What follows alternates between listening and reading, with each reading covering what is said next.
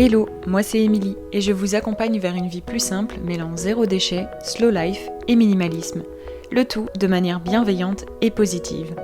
En 2016, j'ai pris un grand tournant dans ma vie en me lançant dans la réalisation de mes propres produits maison. Et tout s'est enchaîné super vite.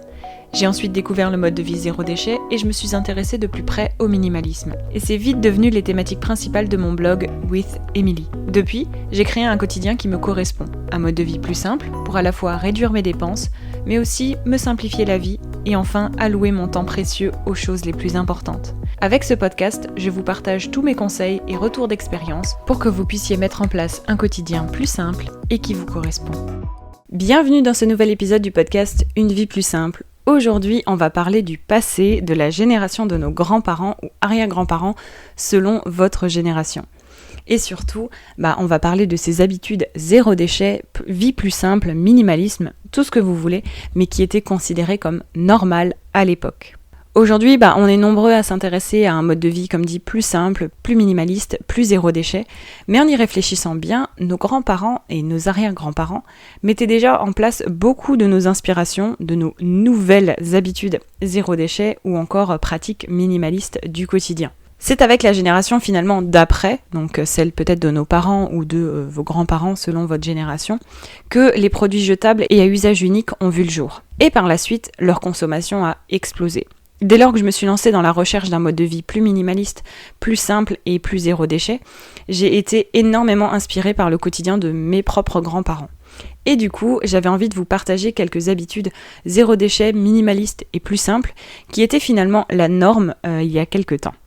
Alors premièrement, au niveau de l'alimentation, les anciennes générations, en tout cas mes grands-parents, récupéraient énormément l'eau de cuisson, que ce soit l'eau des pâtes, l'eau des œufs, l'eau des pommes de terre, pour jardiner principalement et finalement arroser les plantes, enlever les mauvaises herbes, etc. Je voyais toujours ma grand-mère sortir avec sa casserole d'eau de cuisson pour aller arroser le potager. En parlant potager d'ailleurs, nos grands-parents avaient pour l'habitude de manière beaucoup plus développée de cultiver leurs propres fruits et légumes, donc dans leur propre potager pour finalement se nourrir à moindre coût. C'est quelque chose qu'on voit aussi de plus en plus qui revient un peu dans les mœurs et c'est une très bonne façon aussi de savoir ce qu'on met dans notre assiette, de manger à moindre coût, encore une fois, mais aussi de choisir de manger des bonnes choses, des bons légumes, des bons fruits.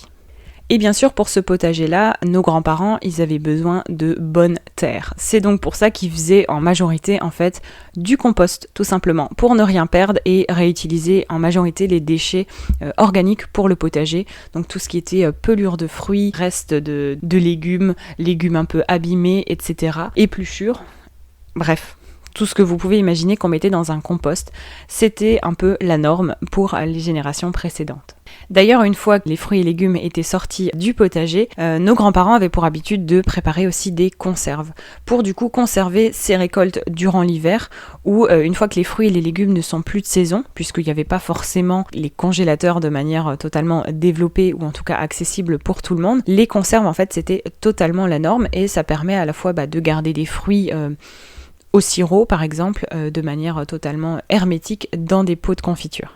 Ils avaient aussi également l'habitude de faire des meal prep, du batch cooking et surtout de cuisiner à la maison pour économiser et tout simplement parce que c'était la norme. En fait, il n'y avait pas forcément autant de choix en tout ce qui est nourriture à emporter, fast food, etc. Dans les mœurs, c'était l'habitude de cuisiner à la maison et de préparer les repas et même de manger des restes. Donc les meal prep étaient déjà à la mode. Et justement en parlant meal prep, l'habitude était aussi d'emporter un plat au travail ou à l'école, encore une fois pour économiser et simplement parce que les distributeurs de nourriture n'existaient pas, même si les cantines d'entreprise existaient, beaucoup apportaient leurs propres repas à midi. Et bien sûr, les plats de conservation en verre étaient très utilisés et le sont aussi de plus en plus aujourd'hui. D'ailleurs, c'était aussi le début des Tupperware, donc des plats de conservation en plastique. Et c'est aussi à ce moment-là que se sont développées toutes les utilisations de plastique qu'on essaye de limiter aujourd'hui finalement. Toujours au niveau alimentation, les anciennes générations mangeaient peu de viande et mangeaient aussi beaucoup de légumes. On cuisinait bien sûr les légumes du potager, les fruits des arbres, les œufs du poulailler si on en avait, et de temps en temps de la viande de chez le boucher ou une poule du poulailler très rarement. Mais la viande était vraiment un produit onéreux, et ça l'est encore, mais encore plus à cette époque-là. Du coup, l'alimentation était vraiment basée sur des légumes et sur de la viande simple, souvent de la viande blanche, pas très chère. Et bien sûr, pour accompagner ces repas, nos grands-parents avaient l'habitude non pas de boire des bouteilles d'eau, mais bien de boire l'eau du robinet, puisque l'eau en bouteille n'était pas forcément aussi démocratisée. Et aussi, elle était bien trop chère et nécessite d'aller régulièrement faire des courses et ramener des packs d'eau. Donc les carafes étaient toujours présentes sur la table à chaque repas avec l'eau du robinet, tout était normal, et c'est quelque chose vers lequel on essaye aussi de revenir aujourd'hui. Je vois de moins en moins de personnes acheter des packs d'eau finalement en allant faire mes courses, et c'est une très bonne nouvelle. Enfin, dernier point au niveau de l'alimentation, nos grands-parents finalement avaient l'habitude d'acheter en vrac, j'ai envie de dire, ou dans tous les cas auprès de producteurs, de maraîchers, etc. Parce que c'était pas autant répandu d'acheter toutes ces courses emballées dans du plastique. Beaucoup de choses s'achetaient en vrac avant même qu'on envisage ça comme une habitude zéro déchet minimaliste. On achetait aussi tout le reste directement chez le producteur, ou du moins un revendeur direct comme le maraîcher, le boucher, le charcutier, etc.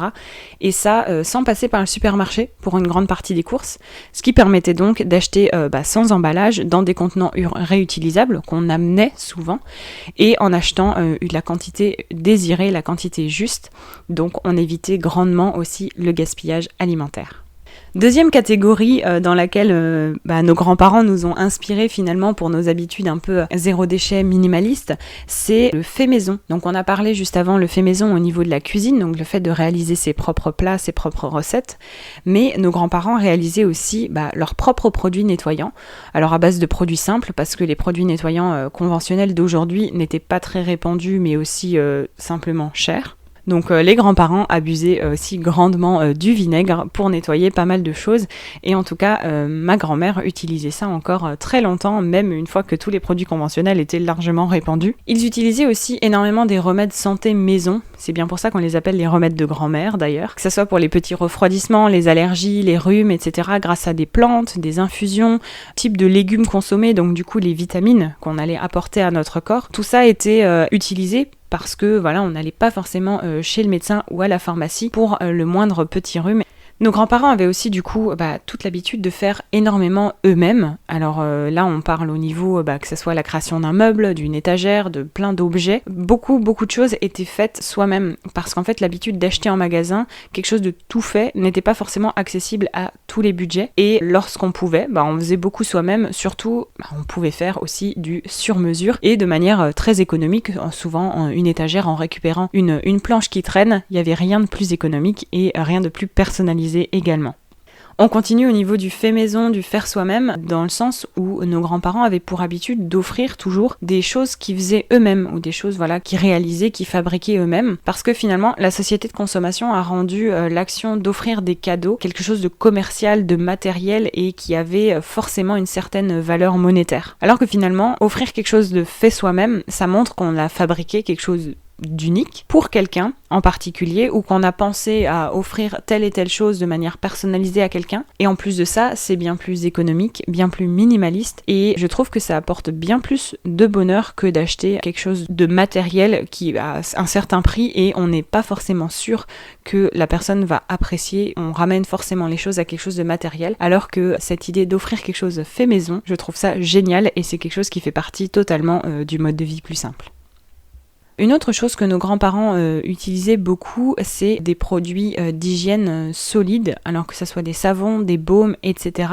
Parce qu'en fait, c'était la norme d'utiliser, un savon solide plutôt qu'un gel douche. Et c'était aussi, selon eux, pratique à utiliser, minimaliste, simple, parce que les produits liquides n'étaient pas adoptés par tous. Et souvent, les premiers gels douche, les premiers shampoings liquides étaient disponibles en pharmacie, donc à un certain prix, avant même qu'ils soient disponibles en supermarché, accessibles au plus grand nombre. Et enfin, dernier point dans la partie fait maison, habitude fait maison de nos grands-parents, ils avaient pour habitude de tout réparer et de tout recoudre au maximum, que ce soit les vêtements, les machines, l'électronique, comme par exemple la radio ou le téléphone, parce que aussi pratiquement tout était réparable à l'époque. L'idée aussi du jetable et de l'obsolescence programmée n'était pas du tout répandue dans l'esprit des constructeurs, donc il y avait des choses facilement réparables, mais aussi dans l'esprit des personnes lambda. Lorsque un habit était abîmé, on le réparait, on le recousait, etc. C'était logique puisque on permettait de lui donner même pas une seconde vie, mais d'allonger tout simplement sa durée de vie. Et c'est quelque chose de très intéressant et qui fait entièrement aussi partie du mode de vie zéro déchet, minimaliste, plus simple finalement. Et enfin, dernière petite partie un peu plus tournée écologie, même si c'est pas l'un des piliers principaux du mode de vie plus simple, mais nos grands-parents avaient une consommation assez responsable finalement pour pas mal de choses. Par exemple, ils achetaient des produits de qualité et durables à partir de matières simples comme le coton, le métal, le verre. L'idée en fait était toujours la durabilité des matières, que ce soit les vêtements, les ustensiles, les contenants, les meubles, etc. L'image du plastique jetable qui s'abîme n'était pas forcément déjà présente en fait. Et en parlant d'ailleurs de matières simples et durables, nos grands-parents utilisaient énormément des contenants en verre. Comme dit, le plastique existait déjà, mais c'était quelque chose d'assez cher, de nouveau, et finalement on savait que le verre était durable et résistant. Je ne sais pas si vous savez, mais les bocaux de la marque Le Parfait étaient très populaires. C'est des bocaux que j'ai pu retrouver très facilement chez mes grands-parents et que on utilise encore aujourd'hui et qui se vendent encore aujourd'hui. Donc, comme dit, la qualité est là. Une autre habitude responsable, mais que j'aurais peut-être pu mettre au niveau de la catégorie alimentation, c'était récupérer de l'eau de pluie. Il y avait souvent des récupérateurs d'eau de pluie, alors souvent c'était des grands bidons au fond du potager pour du coup arroser les plantes, le potager, rincer les outils, etc. En gros, la consommation d'une eau non potable finalement, c'était une habitude classique, devenue une habitude très écolo, très reconnue dans le monde écolo. Une autre habitude que certaines générations ont gardée, c'est de sécher son linge à l'air libre parce que tout simplement le sèche-linge n'existait pas. Et au niveau des transports, nos grands-parents avaient pour habitude de se déplacer à vélo ou en transport en commun de manière générale parce que, encore une fois, avoir une voiture, ça coûtait cher, ça demandait beaucoup d'entretien et l'utilisation de transports en commun était moins onéreux, même pour des trajets très longs. Et c'était aussi normal d'utiliser des transports en commun pour des trajets très longs. Le vélo, lui aussi, c'était une méthode d'exercice finalement au quotidien et de transport. C'est toujours le cas, c'est quelque chose de 2 en 1, c'est toujours très pratique. Et du coup, le vélo et les transports en commun étaient l'une des habitudes écolo mises en avant il y a quelques années, alors que finalement nos grands-parents utilisaient que ça pour se déplacer.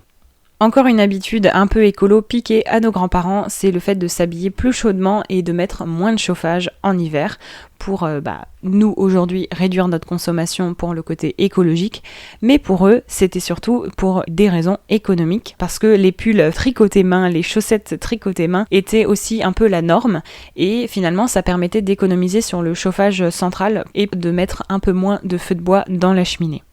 Et enfin, dernière habitude écolo de nos grands-parents et dernière habitude de cet épisode de podcast, c'était d'avoir en fait peu de lumière allumée chez soi, vraiment d'utiliser l'électricité au minimum pour économiser l'énergie parce qu'en fait, les anciennes générations ont eu l'habitude d'être très économes au niveau de leur énergie et de ne pas forcément avoir toutes les choses, tous les objets électriques branchés, allumés en permanence.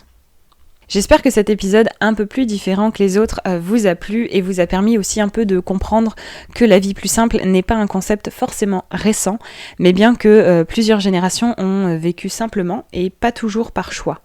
Aujourd'hui, la vie plus simple, ça permet de se reconnecter à l'essentiel, à réduire le rythme de notre vie actuelle qui est un peu un rythme effréné et surtout de dépenser autrement nos ressources autant financières que énergétiques pour être plus à l'écoute de soi.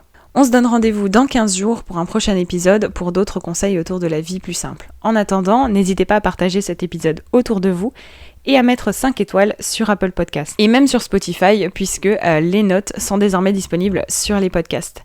À bientôt! Merci d'avoir écouté cet épisode de Une vie plus simple jusqu'à la fin. Si vous avez apprécié, n'hésitez pas à vous abonner au podcast et à le partager autour de vous. Retrouvez toutes les notes et ressources mentionnées dans l'article dédié sur withemily.com. Et si vous souhaitez rejoindre la communauté, n'hésitez pas à vous inscrire à la newsletter depuis le site internet. Et je vous dis à bientôt pour un nouvel épisode de Une vie plus simple.